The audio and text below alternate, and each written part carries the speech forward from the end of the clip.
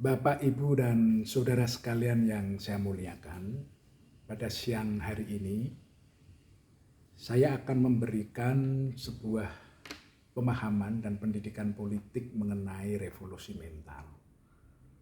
Kita tahu revolusi mental merupakan visi misi dari calon presiden dan wakil presiden pada tahun 2014 sampai 2019, yaitu Bapak Joko Widodo dengan Bapak Yusuf Kala, yang mempunyai visi misi yang namanya nawacita, di mana cita yang ke-8 adalah revolusi mental. Bapak Ibu yang saya hormati, revolusi mental sebetulnya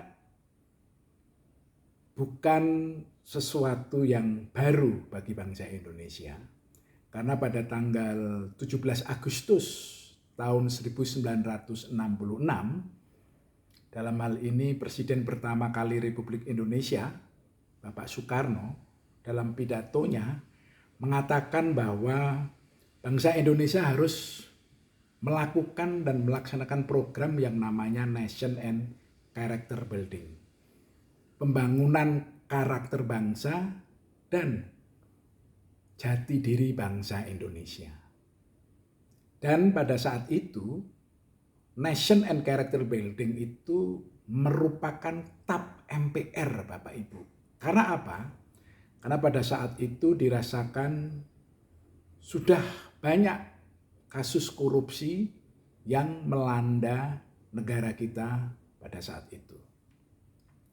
Nah, dengan digaungkannya kembali revolusi mental pada tahun 2014, saya pribadi sangat setuju dan bersemangat karena memang permasalahan korupsi itu memang menjadi akar permasalahan bangsa kita sampai hari ini. Bahkan masalah korupsi ini sudah terjadi dari pusat sampai ke daerah-daerah. Ini merupakan sebuah masalah kita bersama. Dan diharapkan dengan revolusi mental yang saat itu digaungkan oleh Bapak Presiden Joko Widodo, diharapkan dengan revolusi mental itu bisa mengurangi bahkan mengikis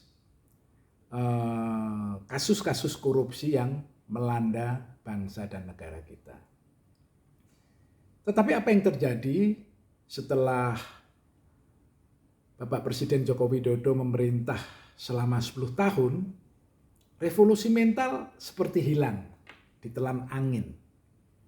Begitu senyap dan tidak ada tanda-tanda maupun sebuah keberhasilannya. Bahkan kalau saya lihat dan saya amati, justru bukan sebuah revolusi mental yang dilaksanakan, tetapi jauh sekali dari apa yang kita katakan sebuah revolusi mental.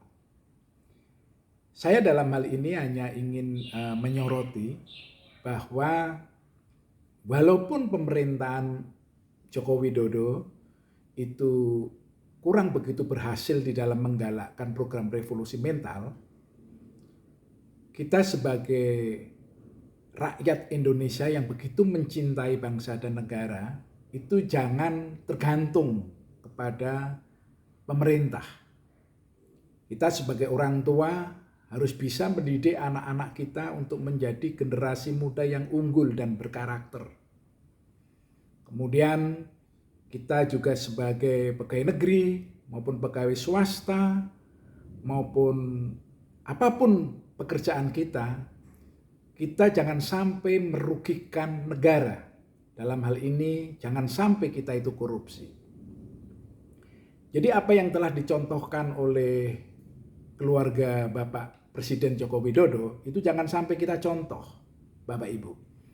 Contoh di mana beliau menaikkan putranya yaitu Gibran menjadi wakil presiden dengan umur yang begitu sangat muda, kemudian pengalaman yang begitu minim dan dipaksakan, itu bukan sebuah revolusi mental. Kemudian juga memilih dan menaikkan putranya yang ketiga, yaitu Mas Kaisang menjadi ketua partai yang tidak melalui sebuah proses pengkaderan, sebuah leadership yang matang, tahu-tahu menjadi ketua partai, itu bukan contoh revolusi mental yang perlu kita contoh. Jadi Bapak Ibu yang saya hormati, bisa dikatakan bahwa program revolusi mental yang digaungkan oleh Presiden Joko Widodo bisa saya katakan kurang begitu berhasil. Tetapi saya yakin Bapak Ibu yang mendengarkan video saya ini boleh bangga. Kita jangan tergantung kepada perilaku presiden di dalam mendidik putra-putrinya. Kita harus mempunyai sikap, sebuah kemandirian, bahwa sebuah proses untuk menjadi berhasil itu memang butuh waktu, butuh kerja keras. Jadi jangan sampai generasi muda kita menghasilkan generasi fufu-fafa, generasi nebeng. Tetapi itu biarkan menjadi pelajaran untuk presiden berikutnya, bahwa untuk menjalankan sebuah visi revolusi mental memang harus dimulai dari keluarganya sendiri. Bagaimana sebagai seorang ayah mendidik dan mengarahkan anaknya untuk menjadi pribadi, generasi yang unggul, bukan generasi yang instan, bukan leadership kepemimpinan yang instan. Itu saja pemahaman dan pendidikan politik dari saya.